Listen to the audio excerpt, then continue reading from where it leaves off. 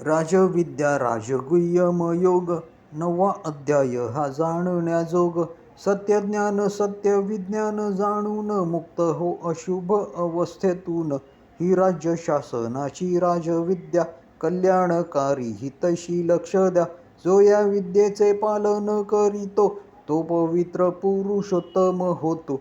या पद्धतीने शासन केल्याने अधिक व्यय लागत नसल्याने मनुष्याचे हित यामुळे होते, अन्यथा दुःख भोगावे लागते. ही राजविद्या सर्वांसाठी असून केवळ राज्यकर्त्यांसाठी नसून, ना केवळ क्षत्रियांसाठी असून सर्वांसाठी ही भगवंतापासून.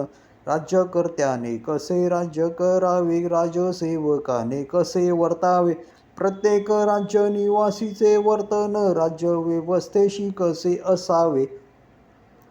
ब्राह्मण क्षत्रिय वैश्य आणि शूद्र, श्रीमंत असो किंवा दासीपुत्र, सर्वांस समदृष्टीने पाहावे, भेदभाव समाजात नसावे. भगवद्गीतेच्या घोषणेनुसार समदृष्टीने पाहिले जाणार. जन्मामुळे किंवा वर्णाकारणे पक्षपात नाही केला जाणार. भगवद्गीतोक्त राज्यशासनात कर्मफलाचा त्याग सांगतात.